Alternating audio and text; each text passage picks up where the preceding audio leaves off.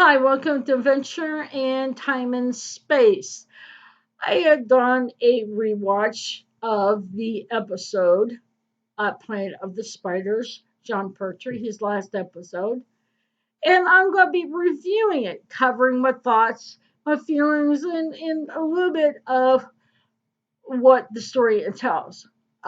First, when we first come, we see the Brigadier and the Doctor in audience bored to death. I mean, literally bored to death, basically, with like, half-heartedly clap when um, whenever someone's done, the clapping. Well, everybody's clapping enthusiastically. The Doctor and the Brigadier are like, okay, yeah, glad he's over, glad it's over. Next one, please. That's the way it looked. And then we swing back to the place and we meet Yates. Um, he is at this meditation place to help meditate, you know, deal with love and find himself, just after everything he's been through, he wanted to do that. Um, but he's there, he goes down, he hears something, goes down to the basement, and he's watching these guys chant, humming, that certain hum, and then clapping the things together. I don't know. I don't know what they're called. Forgot. Um, but they're humming and humming. Something seemed different and odd.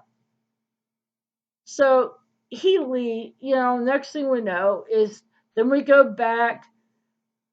Um, they go back next. We go back to the Doctor, and the Doctor's, all of a sudden the person they wanted to see was up, and you can see the Doctor and Brigadier's enthusiasm, and that clip disappears, and then we see Chochi. I think I'm saying his name right. Um, the guy comes up to Chochi and says, "Oh, a reporter's coming here," and he says, "Yes, but this is a they don't want her to show up, a reporter." Now you can tell there's something going on if this one guy is a little leery about reporter showing up. And Chochi, it doesn't surprise him, and he's okay with it. So he says Yates is picking her up. Well, he goes and picks up Sarah Jane, and they're driving. Next thing you know, now before that, okay. I'm sorry, I'm getting ahead of myself. They're going on their way, and all of a sudden, next thing they know, is there's a diversion and steers them off the road. And then they sneak back to the place to see what is going on, to let Sarah Jane know what she sees. So, and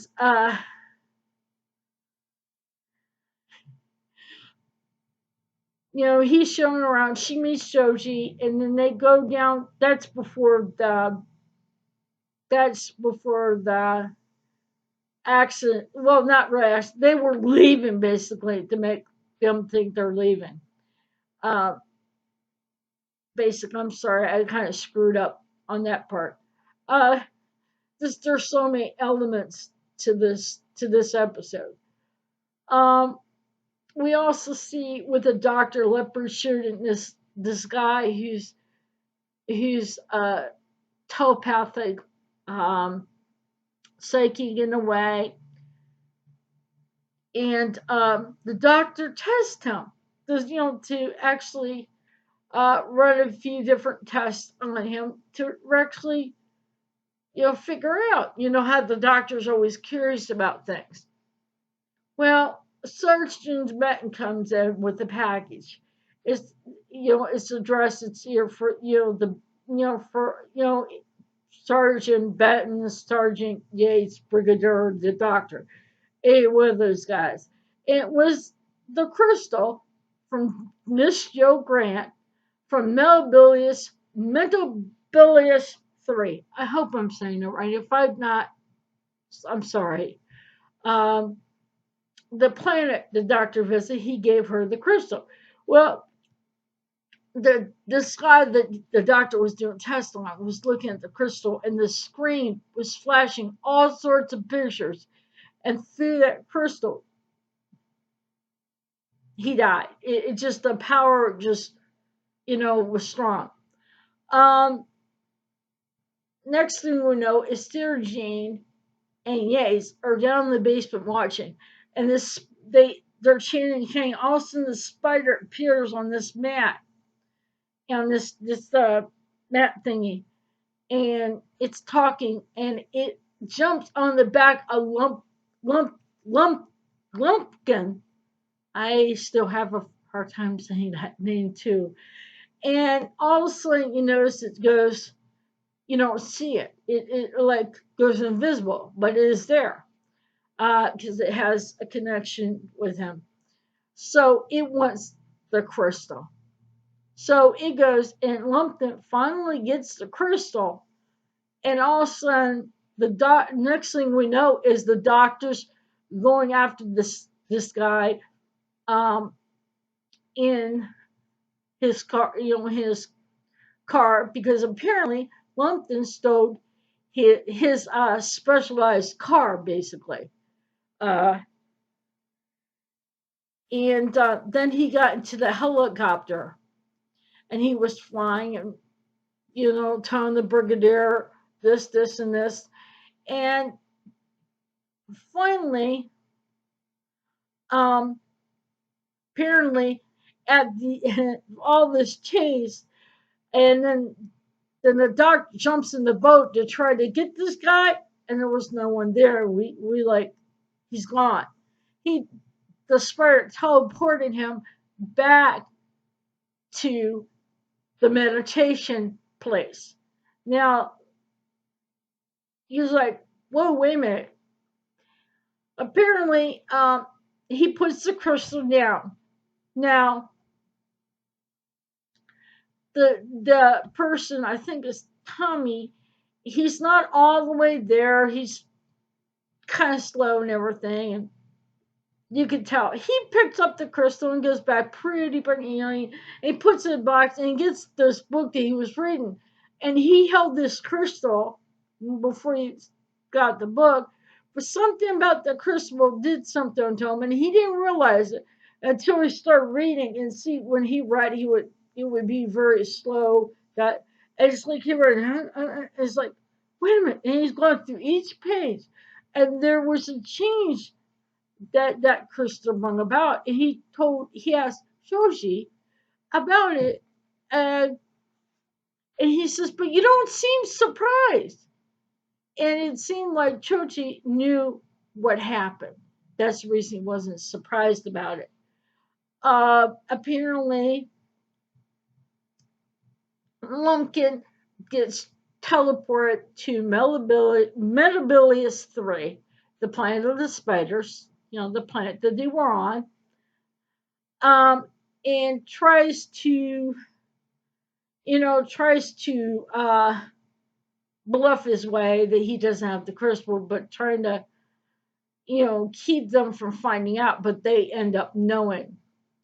And you see all the bow towards that, how he tries to.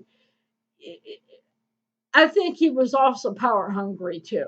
If you meet this character, Lumpton from from at the start all the way through, he was power hungry. As he got transported, Sarah Jane stepped on the mat, and then she went. And apparently, someone got word to the doctor. He had the coordinates set in the TARDIS to go back to that planet. Now, they went back to the planet, but then, they went back to the planet. But when Sarah Jane showed up, apparently the Queen eight-legged spider came because someone did something to them, attacked them in some way, and they want the person and take care of, you know, punish the one who did this. Well, there was all this, all this going on, and then that's when they found out. That's when the spider found out that that there was a stranger among them, Sarah Jane, and apparently, and then the doctor showed up, and there was a fight, and all that stuff, and apparently the doctor was attacked, and it knocked him out, and they carried him in, and there was a bot. He was like, let's put it this way: the energy shock that he got was about. Let's just say they said these people to surgeon that he wasn't gonna make it. When people get that, but we know the doctor's different, basically. So he told Sarah Jane because Sarah Jane, and you could tell, he was still, fighting it. Told Sarah Jane that there was a box in the TARDIS to bring it, and something happened to Sarah Jane. She got captured and taken back to the spiders. One of the guys ran out to the TARDIS, got it, brought it back, and through that, whoever it was, helped the doctor stop that shock that was given to him from this power thing, to stop that and to help bring him back to help. And he helped the two legs, which the people that were there, how they can stop the spiders from taking over their mind, to mind control, basically. Um, it's so Sir Jane is wrapped in a spider web, as well as this guy's father is, and apparently the doctor comes back to save her, but somehow the other spider let Sarah Jane go. But the thing of it is, there was a hint of what she was trying to do. There was a subtlety, basically. Uh, she was trying to make it seem as she was here. She didn't agree. This was the queen. She didn't agree with what was being done, but she had her own agenda. So she hopped on Sarah Jane's back, and they went back. And Sarah Jane they were back there with Joji, and or no, not Joji. Well, basically Joji. Um, I forget the guy. Joji was just a projection, basically. But this guy, and Sarah Jane wanted the crystal, and that spider that was on her back. He was telling her to fight that, to look into the crystal, to fight that. And eventually, when she did fight that, the spider fell off her back and died. And it's like, died. And apparently, the doctor spoke to this person in his language and everything, and the surgeon was confused, and the guy, and apparently he's also a Time Lord as well. He's the doctor's teacher. Apparently he was talking to him and stuff like that, and trying to figure out what's all going on. And it came to realize that the doctor had to face his greatest fear, and that was go back. So he went back, and he went into the cave where all those crystals, which the power was, getting to him. Um, apparently, he was talking to the Almighty One, and she wanted the crystal, and she took it out of his hand and placed it where she wanted to place it.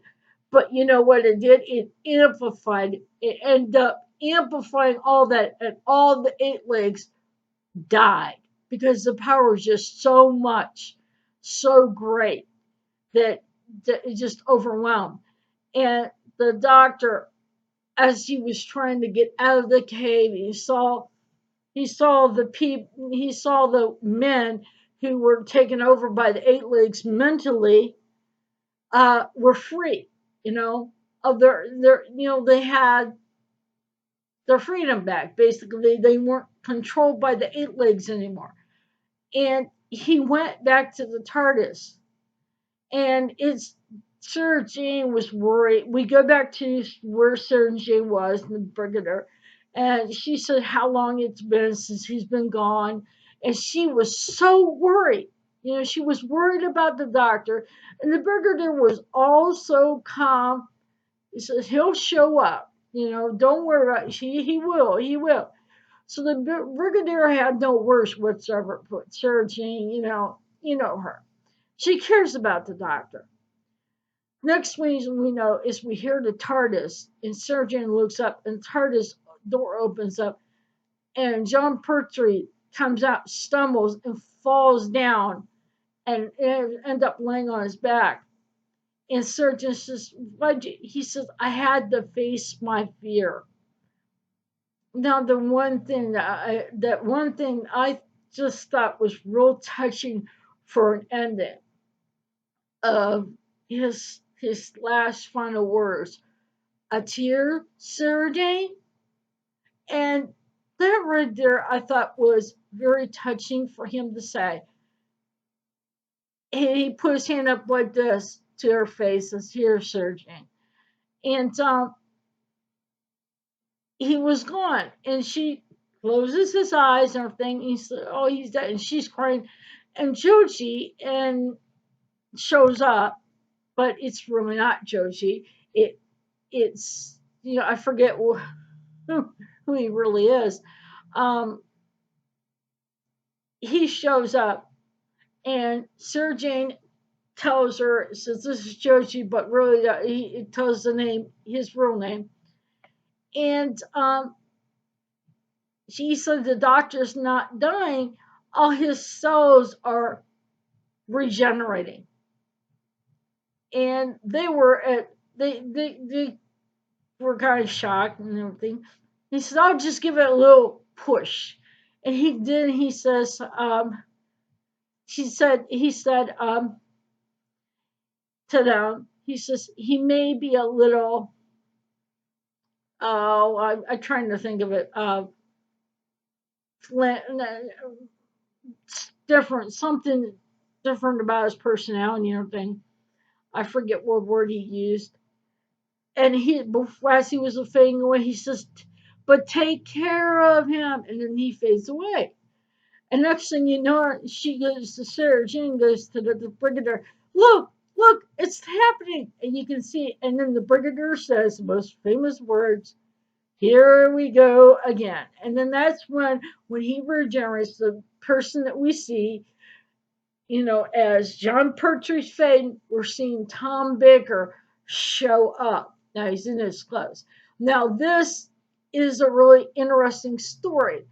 Um, the thing to take away from this story is the doctor had to face his fear. Now, we never thought the doctor had any fear. I mean, he faced many foes. He faced the Solarian dinosaurs. He faced Daleks. I mean, he faced all that, but yet he had to face his great fear. Now, I know there's, it's hard to understand about the doctor. We think he doesn't have fear that he has to face. Well, like anybody, human or non human, we all have fears. Everybody. It's instilled.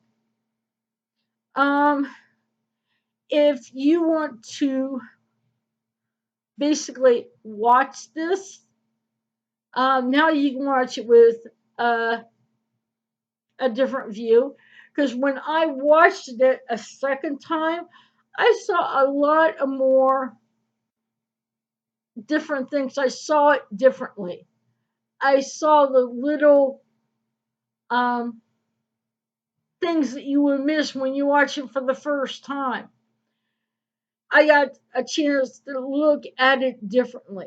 So I hope I covered this episode. It's just sometimes it's hard to remember all the stuff. Someone suggested for me to write notes, but it's kind of hard because I like to wing it per se. Um, well, maybe I should start writing down notes because sometimes winging it is not really all that easy. Anyway, if you like this video, click the like button. If you don't, you can click the dislike button. Doesn't really bother me. But I subscribe and share this video or any of my videos uh, around and sub to my channel. Don't forget to ring the notification bell so you can know when the next time I post a video. And I want to give a shout out to Not My Doctor Who channel is on YouTube. On Fridays at 8 p.m. UK time, they do a live stream. Very lighthearted. It's not even depressing. It's enjoyable. Um, Check them out. So he also has a Facebook group, Not My Doctor Who, and I have one, Adventure in Time and Space, on Facebook. So check out those groups on Facebook if you are. And also check out his videos and his live streams on Friday. And then sub to his channel. Um, Let him know you like, write a comment, whatever you want. And write a comment on whatever you want on, this video, what you thought of, uh, what I've missed. If I missed a certain thing in this episode, write it down in the comment. I don't care. Anyway, I hope you enjoyed this video. And I do like doing videos on my favorite show, which I'm American, but we didn't get Doctor Who until the Fourth Doctor on a public broadcasting station. So I became a fan. So I love this show a lot. So I'm sharing my passion of the show with you guys. In spite of all this negativity that's going on in the fandom. So, like I'm going to say, I'm a true Whovian, born Whovian, die Whovian. I don't, nothing's going to change. I'm going to still love the show. I will not, I would just forget the crap that's going on now, but remember what the show used to be. The action pack, the the figuring out what to do and stuff like that. That's what Doctor Who is about. Exploring, taking an adventure, going and exploring all new places and stuff like that in different eras and different times. So if you like the video, like I said, click like. If you subscribe to my video if you want, hit the notifier bell so you can get notices of videos that I put up. And also write the comments. I read comments. I mean, I don't care if it's something about this episode or something that you like me to cover. Man, just put it down in the comments. That's what they're there for. So, anyway, I thank you all for watching. And I wish you all a good day, good night, wherever you are in the world. Bye.